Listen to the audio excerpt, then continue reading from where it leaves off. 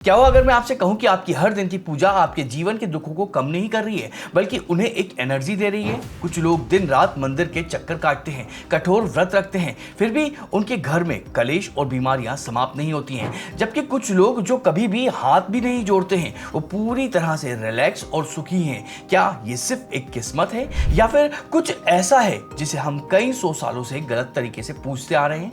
आज हम इसी मिस्ट्री को पूरी तरह से डिकोड करेंगे। हम जानेंगे कि कैसे ब्रह्मांड में मौजूद कुछ पैरासिटिकल ऊर्जा इंसान के डर को अपना भोजन बनाती है। हम ये भी समझेंगे कि अगर पीढ़ियों से चली आ रही कोई पूजा अचानक छोड़ दी जाए तो उसका क्या भयंकर परिणाम हो सकता है। और सबसे इंपॉर्टेंट बात, कैसे सर्वे भवन्तु सुखिना का एक प्राचीन कोड आपके और आपके परिवार को इस नए एंड होने वाले लूप से हमेशा के लिए बाहर निकाल सकता है।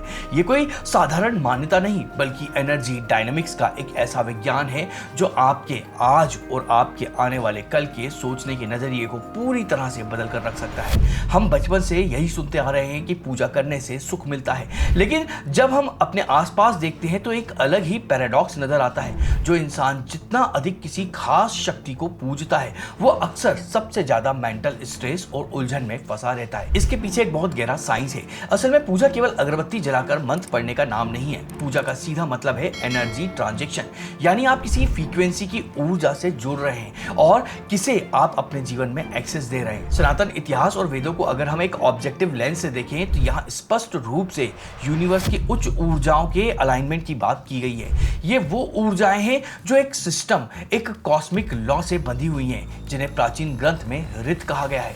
इनकी फ्रीक्वेंसी हमेशा आपकी लिबरेशन और आपके बड़े उद्देश्य की तरफ ही जाती है।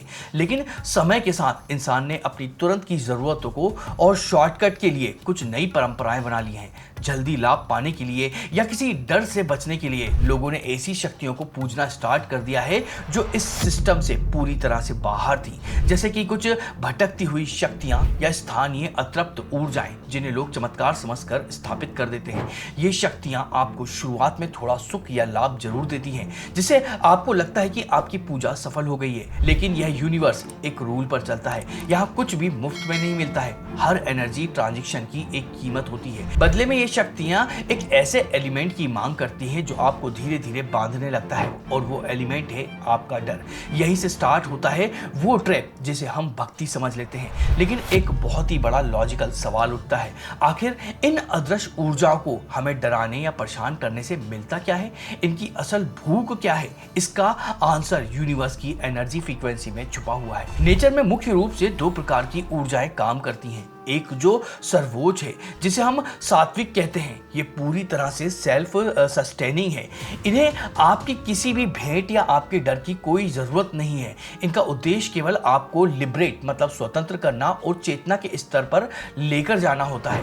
दूसरी ओर है डार्क फ्रीक्वेंसी या तामसिक ऊर्जाएं, जैसे कोई भटकती हुई एंटिटी, यक्ष या कोई पुरानी अतृप्त शक्ति। ये यूनिवर्स के मेन पावर सोर्स से कट चुकी होती हैं, इसलिए इन्हें सर्वाइव करने के लिए एक अल्टीमेट सोर्स की जरूरत पड़ती है।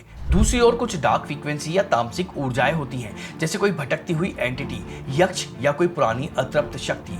ये यूनिवर्स के मेन पावर सोर्स से कट चुकी होती हैं, इसलिए इन्हें सरवाइव करने के लिए एक अल्टरनेट सोर्स की जरूरत पड़ती है, और वो सोर्स है हम इंसान। ये शक्तियां एक बहुत ही डार्क और कैलकुलेटेड सिस्टम पर काम करती हैं, जिसे आप 4 स्टेप फियर लूप कह सकते हैं। मैं अभी उस 4 स्टेप पर आता हूं, पर यदि आपको यूनिवर्स का ये डीप लॉजिक और अपील आपको पसंद आ रही है तो वीडियो को आप लाइक करिएगा और कमेंट में बताइएगा कि आपने भी कभी किसी मान्यता के नाम पर इस तरह के डर को फील किया है। चलिए अब हम वीडियो में आगे देखते हैं। स्टेप 1 है द बेट। जब आप डर कर इनकी पूजा प्रारंभ करते हैं तो ये आपको एक छोटा सा बेनिफिट देती है। आपका कोई रुका हुआ काम बन जाता है। आपको लगता है कि आपकी वो विशेष पूजा बहुत ही इफेक्टिव रही है। Step 2 the threat. यदि आप परमानेंटली खुश रहेंगे तो आप इनकी वो विशेष पूजा करना बंद कर देंगे, और यदि आप अपना फोकस वहां से हटा लेंगे तो उनकी एनर्जी सोर्स कट जाएगी। इन्हें हर हाल में आपके अटेंशन चाहिए होती है। Step 3 the crisis. आपको अपने ऊपर डिपेंडेंट रखने के लिए ये शक्तियां आपके जीवन में नई क्राइसिस ट्रिगर करती रहती हैं। घर में अचानक से नेगेटिविटी, कोई नया रोग या फिर financial loss. Step 4 the trap. आप पैनिक होकर वापस उसी शक्ति के पास में चले जाते हैं। वो फिर से आपको एक टेम्परेरी रिलीफ देते हैं और आप हमेशा के लिए इस एक लूप में फंस जाते हैं। यही कारण है कि लगातार पूजा करने के बाद भी इंसान अंदर से भारी और थका हुआ फील करता है। लेकिन ये तो केवल इस लूप का बाहरी स्ट्रक्चर है। असली रहस्य तो यह है कि यह अदृश्य ऊर्जाएं आपके शरीर के अंदर मौजूद बायोलॉजिकल कोड और आपकी साइकोलॉजी को हैक कैसे कर लेती हैं। हम सब जानते हैं कि इस पृथ्वी पर हर चीज को सरवाइव करने के लिए भोजन चाहिए होता है। बायोलॉजी का बेसिक सा रूल है कि जो अपना भोजन खुद नहीं बना पाता है उसे बाहर से कुछ ना कुछ कंज्यूम करना ही पड़ता है। अब आप शायद सोच रहे होंगे कि मैं अचानक से पूजा पाठ और धर्म के टॉपिक से इस साइकोलॉजी और बायोलॉजी के कॉन्सेप्ट पर क्यों शिफ्ट हो गया हूं। थोड़ा सा रुकिए, क्योंकि यहीं से सारी कड़ियां आपस में बहुत ही लॉजिकल तरीके से जुड़ने वाली हैं। यूनिवर्स में जो डार्क फ्रीक्वेंसी एंटिटीज होती हैं उनका सर्वाइवल भी हूबहू इसी नियम पर काम करता है। जब आप बहुत ज्यादा स्ट्रेस में होते हैं, जब आप किसी अनजाने भय से घबराते हैं, तो आपका ब्रेन एक खास तरह की लो या डार्क फ्रीक्वेंसी वेव रिलीज करता है। यह सोचना अपने में कितना चौंकाने वाला है कि आज का इंसान जो खुद को मॉडर्न साइंस का मास्टर समझता है, वह अनजाने में अपने ही डर और एंजाइटी से किसी अदृश्य परजीवी को पाल रहा है। क्या हम वाकई में एडवांस हैं या फिर किसी बहुत ही पुराने मैट्रिक्स का हिस्सा भरे? ये अतृप्त शक्तियां इसी नेगेटिव फ्रीक्वेंसी को अपना भोजन बनाती हैं। जब आपकी पूजा लालच या डर से शुरू होती है, तो आप वास्तव में उस शक्ति से नहीं जुड़ रहे होते हैं। आप केवल अपने डर की फ्रीक्वेंसी उसे फीड कर रहे होते हैं। क्वांटम साइंस भी मानता है कि एनर्जी कभी नष्ट नहीं होती है, वो बस अपना फॉर्म बदल लेती है। लेकिन अब सबसे बड़ा और सबसे गंभीर सवाल सामने आता है। यहाँ साइकोलॉजी और एनर्जी का विज्ञान हमारे घर के मंदिर में पीढ़ियों से बैठे उन देवी देवताओं या कुल देवताओं से कैसे जुड़ जाता है जिनकी पूजा हम बचपन से करते आ रहे हैं। भारत में सदियों से हर परिवार एक खास ब्लड लाइन या फिर गोत्र से जुड़ा होता है और हर गोत्र के साथ में जुड़े होते हैं उनके रक्षक, जिन्हें हम कुल देवता या ग्राम देवता कहते हैं। प्राचीन समय में जब ये परंपराएं बनी थी, तब इनका लॉजिक बहुत ही स्पष्ट था। ये एक प्रकार का एनर्जी शील्ड या फिर सुरक्षा कवच हुआ करते थे, ताकि परिवार और आने वाली पीढ़ियां बाहरी डार्क एनर्जी से सुरक्षित रह सके। उस समय ये शक्तियां पूरी तरह से सात्विक और पॉजिटिव फ्रीक्वेंसी पर काम करती थी। परंतु जैसे जैसे समय बीतता है, इतिहास में एक बहुत बड़ा शिफ्ट हुआ।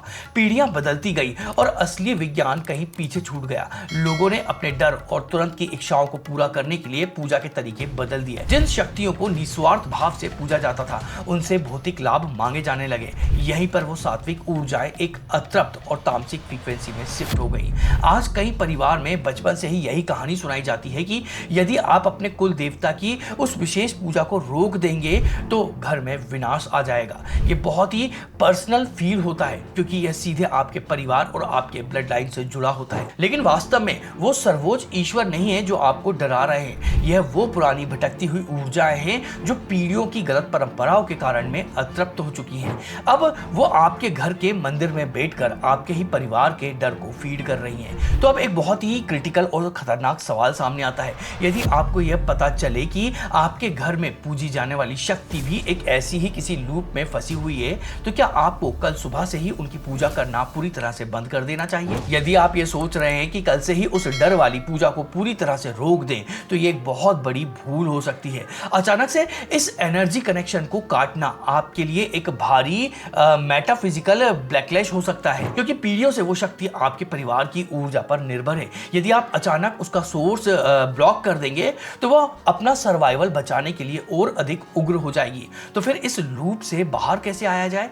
यहीं पर हमारी वो पुरानी साइकोलॉजी और ऊर्जा का विज्ञान आपस में बहुत ही लॉजिकल तरीके से जुड़ जाते हैं। भागना या पूजा छोड़ना इसका समाधान बिल्कुल नहीं है। इसका असली और सबसे शक्तिशाली समाधान है इंटरसेशन, यानी मध्यस्थता। हमारे प्राचीन ग्रंथों में इसे डिकोड करने का एक बहुत ही एडवांस कॉन्सेप्ट दिया गया है। आपको अपने घर के मंदिर में उन सर्वोच्च शक्तियों को मुख्य स्थान देना है, जैसे भगवान शिव, भगवान विष्णु या फिर माता शक्ति। ये वो शक्तियां हैं जो ये वो शक्तियां हैं जो त्रिगुणातीत हैं, यानी ये प्रकृति के हर नियम और हर प्रकार के डर से पूरी तरह से ऊपर है। अब आपको अपने कुल देवी देवता या उन पुरानी ऊर्जाओं से डरकर कुछ मांगने की आवश्यकता नहीं है, बल्कि आपको उन सर्वोच्च शक्तियों से प्रार्थना करनी है, अपने लिए नहीं बल्कि उन अतृप्त कुल देवताओं के लिए। आपको प्रार्थना करनी है कि जो भी अतृप्त या तामसिक ऊर्जा हमारे वंश से जुड़ी हैं, उनकी नकारात्मकता नष्ट हो जाए, उसे इस मोह और डार्क डायमेंशन के बंधन से मुक्ति मिल जाए, ताकि वह पूरी तरह से शुद्ध होकर परम तत्व में विलीन हो जाए। जैसे ही आप यह करते हैं, आपका डर समाप्त हो जाता है, उस परजीवी शक्ति को आपका डर फीड होना बंद हो जाता है और साथ ही सर्वोच्च शक्ति उस पुरानी ऊर्जा को हमेशा के लिए शुद्ध कर देती है, जहां पुरानी परंपरा भी बच जाती है और आप ट्रैप से भी बाहर आ जाते हैं। लेकिन जब हम इस प्राचीन विधि का इस्तेमाल करते हैं, तो क्या हम सिर्फ अपने घर की समस्या हल कर रहे होते हैं या फिर हम जाने अनजाने में किसी बहुत बड़े कॉस्मिक चक्र को बदल रहे होते हैं? जब हम सर्वे भवन्तु सुखिना बोलते हैं, तो यह कोई साधारण सा शांति प्रार्थना नहीं है, यह सनातन विज्ञान का सबसे एडवांस एनर्जी प्यूरिफिकेशन कोड है। जब आप भयभीत करने वाली शक्ति की भी मुक्ति की कामना करते हैं, तो आपका अपना भय हमेशा के लिए समाप्त हो जाता है और उस परजीवी ऊर्जा को आपका डर मिलना पूरी तरह से बंद हो जाता है। आप केवल स्वयं को नहीं बचा रहे होते हैं, आप वास्तव में अपने पूर्वजों को निम्न डायमेंशन से निकालकर परम तत्व में विलीन कर रहे होते हैं। परंतु इस पूरी प्रक्रिया में एक ऐसा बिंदु भी है जिसका उत्तर आज भी किसी के पास में 100% नहीं है। मॉडर्न क्वांटम फिजिक्स भी यह मानता है कि ऊर्जा कभी नष्ट नहीं होती है, वह केवल अपना फॉर्म बदलती है। यह एक बहुत बड़ा यह एक बहुत बड़ा ऐसा सवाल है जिसका कोई भी जवाब नहीं है। जब कोई तामसिक ऊर्जा परम सात्विक शक्ति में पूरी तरह से मर्ज हो जाती है, तो उस विशिष्ट चेतना मतलब इंडिविजुअल कॉन्शियसनेस का क्या होता है?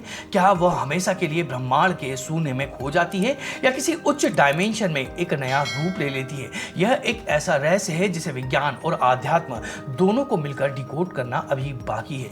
अब तक आप समझ गए होंगे कि इस यूनिवर्स में कुछ भी रैंडम नहीं होता है, हर एक घटना ऊर्जा के एक विशेष नियम से बंधी है। अंतिम सत्य बस इतना है कि पूजा किसी से डर कर छुपने का माध्यम नहीं, सच्ची भक्ति वो है जो आपको और आपसे जुड़ी हर ऊर्जा को स्वतंत्र कर दे, क्योंकि जो आस्था आपको भयभीत करे वह आस्था नहीं, वह केवल एक डर है। यदि आप प्रकृति के इस कॉस्मिक गणित को और गहराई से समझना चाहते हैं और यह जानना चाहते हैं कि अक्सर अच्छे लोगों के साथ में बुरा ही क्यों होता है, तो स्क्रीन पर दिख रहे मेरे वीडियो अच्छे के साथ में बुरा, the hidden science of cosmic justice and Karma पर आप क्लिक करें। इसमें भैरवी न्याय के उस प्राचीन नियम को डिकोड किया गया है जो आपके जीवन को देखने का दृष्टिकोण हमेशा बदल देगा। अगर आपको यह वीडियो पसंद आया तो इसको लाइक करिएगा, हाइप करिएगा और स्क्रीन पर आपको वो वीडियो दिखाई दे रहा होगा तो उस पर क्लिक करके उस वीडियो को जरूर देखिएगा और साथ में इस चैनल को सब्सक्राइब भी कर लीजिएगा। तो चलिए मिलते हैं उस अगले वीडियो में।